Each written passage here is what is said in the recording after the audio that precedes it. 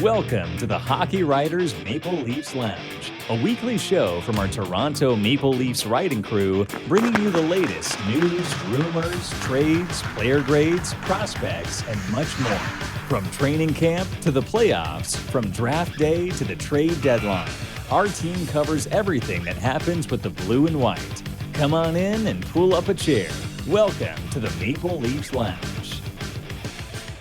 Hello and welcome back to the Maple Leafs Lounge. I am your host, Peter Baracchini. As always, I am once again joined by my colleague over at the Hockey Writers and fellow Maple Leaf writer, Shane Seney. Shane, rough week for the Maple Leafs. A little bit of positives, knowing that Matthews was injured and came back. But first and foremost, how are you doing? I'm doing good. Yeah. Busy weekend for me. Just got back. My buddy smoked a nice brisket today. So I'm feeling great, ready to get into things. But yeah, tough week for the Buds. So, maybe one to forget to start the year here. Definitely. Was the brisket for any of the playoff NFL games? Because I know playoffs are in full swing right now. Of course. Yeah, it was. Nice little lunch part, little Sunday fun day per se. There you go. Always a good time, especially when it's a smoked brisket, because you can't go wrong with that at all. Before we jump into this week's episode, this episode of Maple Leafs Lounge is brought to you by Hockeypedia over at the Hockey Writers. If you want any information on your favorite NHL team or all 32 NHL teams, be sure to check out the Hockey Writers Hockeypedia page for history, stats, rosters, management, you name it. We have it all for you there. Be sure to check that out over at the Hockey Writers. Kicking off this week's episode, obviously there is a lot to cover with the Maple Leafs this week, but I think if you are on social media, I'm pretty sure you are well aware of the complaints that fans have had about the officiating, as it's been for quite some time, and it just keeps getting worse and worse with the officiating. There was the Nashville Predators game where there was that blindside hit interference call on David Kampf.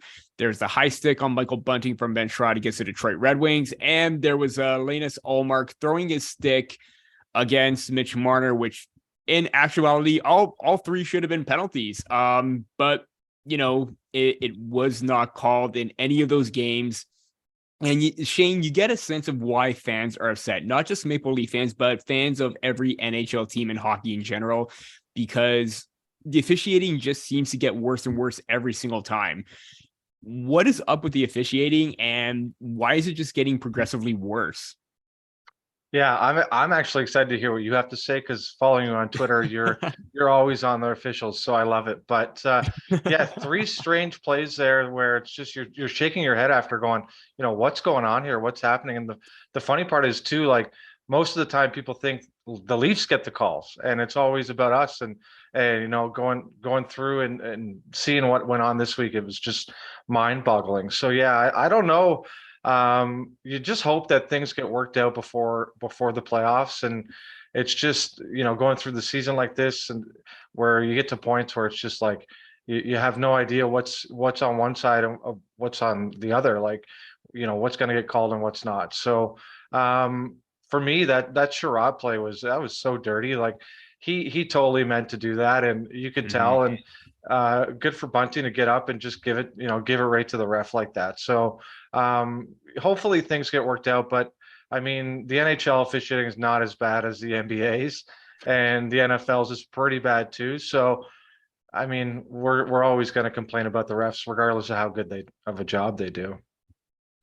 Yeah, like you said too, like you said it was good on Bunting to stand up for himself and tell the officials about what he thought about that play. And great, because Sheldon Keefe already got fined previously before for giving it to the officials. And you know what? If Sheldon Keefe is at the point where he needs to speak his mind again and call the officiating out, and if he gets fined, so be it. I mean, it seems like I said before, the calls keep getting more egregious and more worse every single time you expect a penalty when it should be. And we've talked about this multiple times, whether it's online, whether I'm on the 6 and the 6 podcast, we've dwelled quite a bit on that as well, where we just want consistency.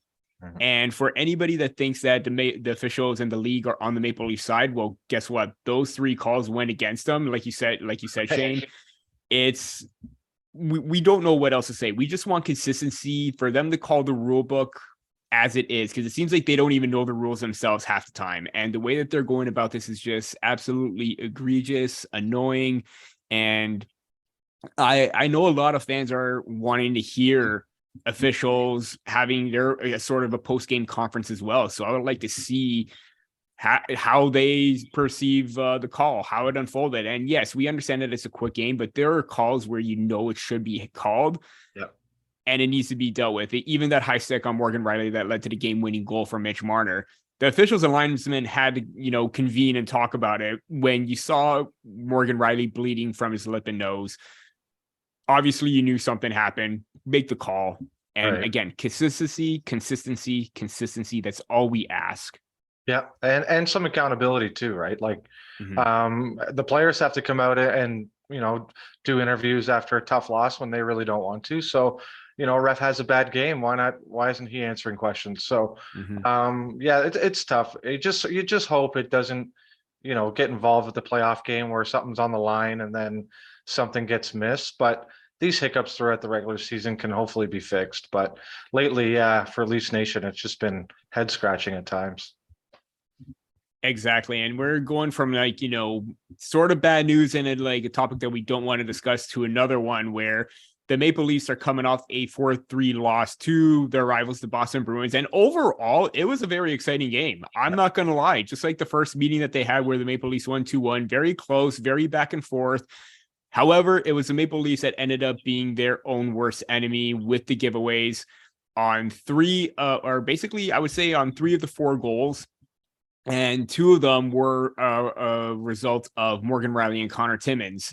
Yeah. And obviously you don't want to play scapegoat here, but Shane, with Morgan Rielly's play and even Conor Timmins in that game against the Bruins, what went wrong with that pairing? You know what?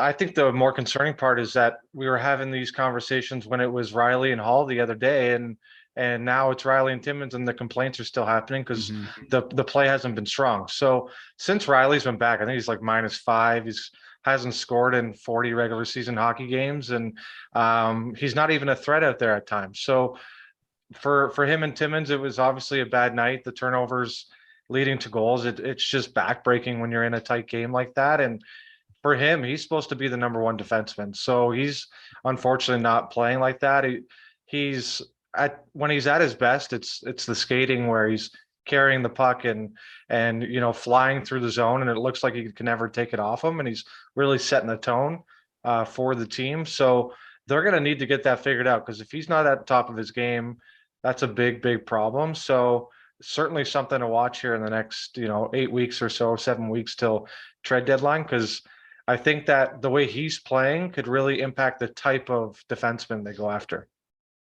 And it's also not helping that his regular partner, TJ Brody, is out with an injury as well. Too, for sure. And there's you lose one, you actually almost lose 2, because you put him with Hall, it didn't work. You put him with Timmins, didn't work. You're not going to split up Sandin and Liljegren right now. Yeah. And him and Giordano would be very tough to watch it, I'm sure. So, you hope Brody gets back as soon as possible, because he certainly has a huge impact on Rielly's game. Yeah, the pairing as a whole against the Bruins wasn't that quite strong. Obviously, you look at their numbers according to Natural Stat Trick, they had a 33, or Morgan Rielly had a 33 Corsi for percentage with Conor Timmins when they were on the pairing. A shots for percentage of 21.4%, 3-4, 11 against. Scoring chances out, they were on for 14 against and 7 high danger chances. Obviously, not the kind of numbers you would expect. And, Conor Timmins has looked relatively well with the Maple Leafs with his passing. Usually it's on point, but it was I guess maybe it was a little bit of nerves, butterflies, what have you. He just didn't have a really great game, but usually his passing is on point, as we've seen previously before with Rielly. I want to know if maybe the injury is still having some lingering effects to his game, because, he's not as quick, like you said, Shane, he's not as quick out there. He hasn't had that first step. And obviously, we don't want to point the blame at Morgan Rielly for the loss, because it was also John Tavares' giveaway or clearing attempt that led to the game-winning goal. it was a effort all around, or losing effort all around from the Maple Leafs, where they just, were their own demise. But at the same time, you expect more from Morgan Rielly because he is your top line defenseman or top pairing defenseman. He's earned that contract extension, hasn't scored a game yet. And I know that we as fans or watchers of the game expect him to shoot the puck a little bit more, but his shot just isn't there at the moment. So you don't want to pick a scapegoat or like pick on Morgan Rielly, but at the same point, you do expect more from him out of his game. For sure too. Just to touch on that, Peter, like he doesn't have a booming slap shot and he never takes it anyway. So like last season when you get frustrated with him because it seemed like all he was doing out there was the drop pass on the power play and then wasn't even a threat. So in order for that power play to be clicking, if he's up there with them, he's got to be a threat. He's not just the swing man to get it to the other side. He's really got to, assert himself. So certainly something to watch. Like you said, who knows if it's, the knees bothering him or what the case is, but his wheels have got to be going if they really want to reach the full potential of this hockey team. A little quick rapid fire question that I'm just going to throw in here. We saw Rielly with Hall. We saw Rielly with Timmins. If Sheldon Keefe goes to the blender again for his defensive pairings, who can you see as Morgan Rielly's defense pairing or partner come the next game against the Florida Panthers? That's a very good question. I mean, it would show a little bit of courage from the coach if you just threw him right back there with Timmins to say, okay, figure this out, guys, because until Brody's back, this is how it's going to run. But I just think if you're going to keep Seney and Liljegren together, and that's just the way it's going to be, it would really, put too much change in the back end if you're going to move them all around. So if you can keep two of them together, that's kind of ideal. So for me, it's probably just throw them right back with Timmins and see what happens. But as we know, Keefe likes to adjust things as soon as possible and sometimes on the fly. Absolutely. Yeah. And I think obviously you mentioned Seney and Liljegren have played relatively or extremely well since, getting those meaningful minutes when all the injuries happen, and they just haven't seemed looked out of place, and they appear to have gotten better. But I think at one point, if you want to see Liljegren in an elevated role, like we saw him move up to the top four with Sandin, with this pairing, what have you got to lose of trying to see him with Timothy Liljegren or with Morgan Rielly, with Liljegren on the right-hand side? I mean, I think there was at maybe one point this season or a few games where maybe they were together or like certain shifts where they were. And again, you kind of got that sense of that balanced pairing where you had the smarts from Liljegren counterbalancing the offense with Morgan Rielly when he's jumping up. But at the same time, Liljegren is still young, still learning the game, still developing. I think at some point you may want to try it out one more time or a few more times during the stretch, but we'll see what happens. We reached the halfway point of this show. Then once again, this show is brought to you by Sports Fan Side Hustle, a new digital course that teaches passionate sports fans how to make a lucrative side income off of their love of the game. Get off the sidelines and into the game with a course that will teach you more than 14 different and easy to start methods any sports fans, even ones with little to no experience in writing, podcasting, video production, collectibles, or marketing, can use this to make a steady part-time or full-time income. All you need is the internet, a computer, a passion for sports, and a few hours a week. Go to sportsidehustle.com to get the absolutely free startup guide that will explain 4 keys to unlocking this income opportunity. Again, that's sportsidehustle.com and get started today.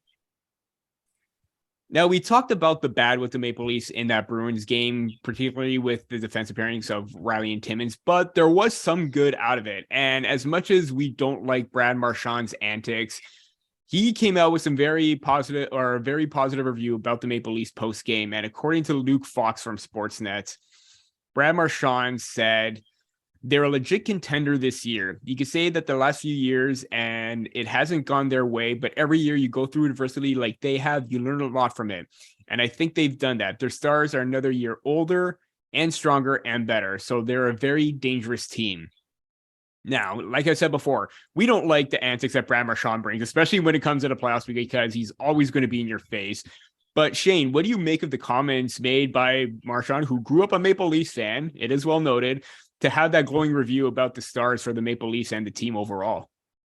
It's just like the bully playing nice for once. It's all it seems like, really. But nice of him to say. They have improved, of course. So they're a stronger team. They're winning in different ways, and it's good that everybody's noticing that they're not that offensive juggernaut that has to score 5 goals to win the game. They can play with anybody now, and they can match your style of play, and they can really be effective in close checking games. It was nice to him to hear that, but I'm sure the dressing room, those guys are just shrugging it off because it doesn't mean too much to them. But the way it looks like Leafs are probably going to have to get by Tampa to play potentially Boston in the second round, which would be like awesome. It would be exactly what everybody wants, including both fan bases and the NHL. So we'll see what happens, and we'll see come playoff time if he's saying the same things. But the Leafs have improved, and they are a serious contender, and they're only a couple pieces away, or a couple guys getting it going to really be in that, I would say, top 3 of the league. No, absolutely. And everyone is going to look at the fact that, they got outshot by the Bruins. They lost 4-3. It was still a very close game, especially when the Maple Leafs woke up in the second half of the second and third periods as well.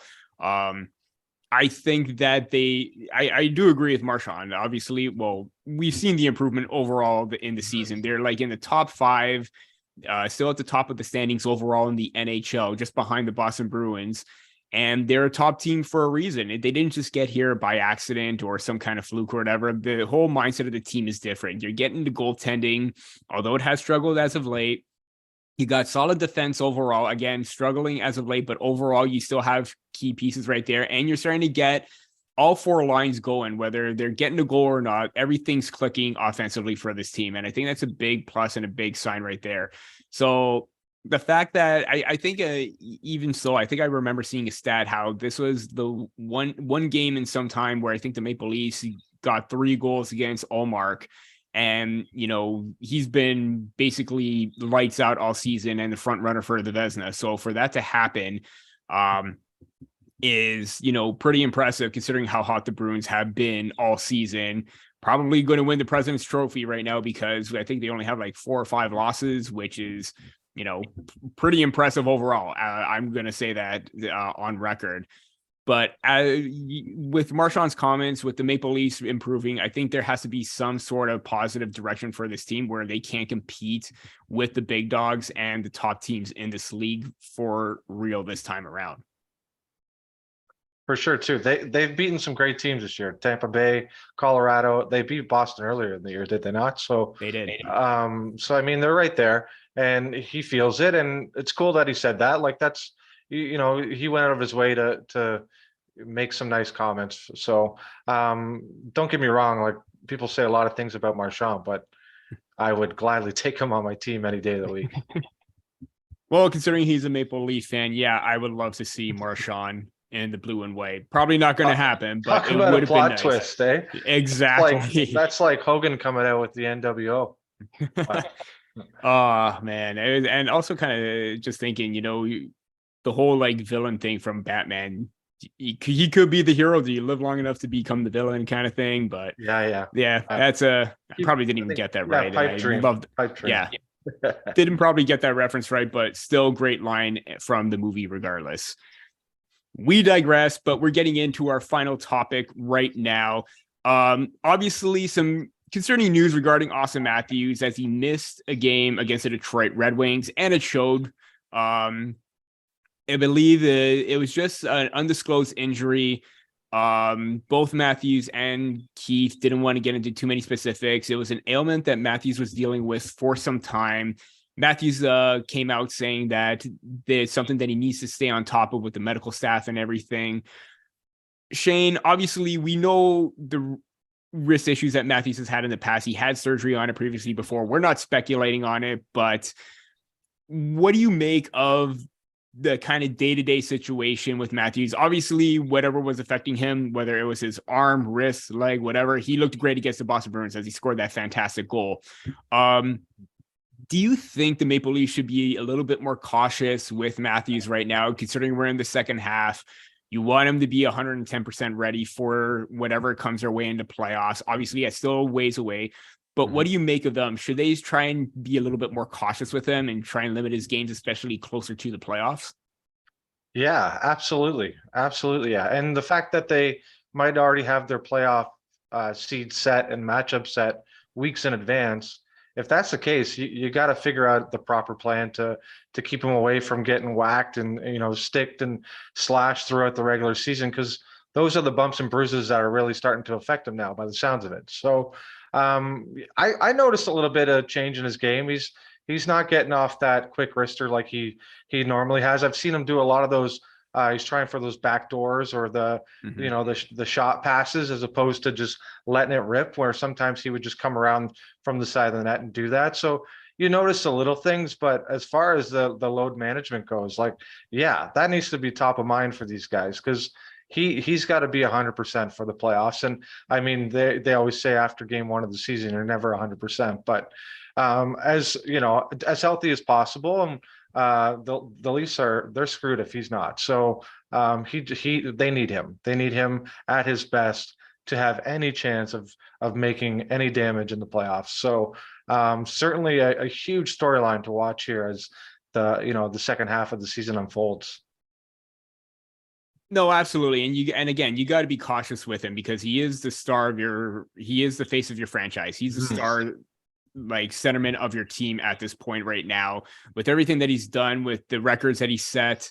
You can't help but be a little bit proactive and wanting to manage his games, and especially closer to playoff time. But I think with Matthews too, I think he's just developed an overall, obviously the injury may have been a little bit of a concern, why his goal production is down, but even so, like, the fact that he's having more assists than goals in any other season that he's playing so far is a great sign that he's distributing the puck still relatively well, finding his teammates, whether it's Mitch Marner, Michael Bunting, William Nylander. He's always involved with the play, and I think it's a big reason why. If they're taking away his shooting lane, he's still finding the way to get the puck off and still be even a two-way threat defensively as well. So I think the fact that he still has that well-rounded game, the fact that he still has 20 goals despite not feeling well and dealing with an ailment for some time right now, is a reason why he's still an elite level player, because he's still able to do this kind of damage with nagging injury. Who knows what's going to happen when he's 100% healthy, because it looks like he hasn't been himself. But if he gets whatever is ailing him under control and he gets back on track, it's going to be a big positive for the Maple Leafs. For sure. And just to note, Peter, like, he might not win the Rocket this year. He's not, it doesn't look like he's going to be at this point in the Hart conversation, but he's in the Selke conversation. So he if he's got to stay healthy here, I know the personal accolades don't mean, crap until you're sitting in a cottage somewhere enjoying the later stages of life. But when he looks back at the season, I'm sure he's going to say, like, you really wanted to get things on track as far as something like that goes, because it just adds to his resume. And it's something that, as people that follow the Leafs, we've seen his game evolve these last 5-6 years to the point where, he could really get the award. So, tough news, and hopefully things work out here sooner for the better. Again, if it's any consolation, that goal that he scored with the dangles, with the soft mitts on Omar. I was going to say, the mitts are still soft. His wrist might be hurting a bit if that's indeed what it is, but they're still soft. So there's no issues there.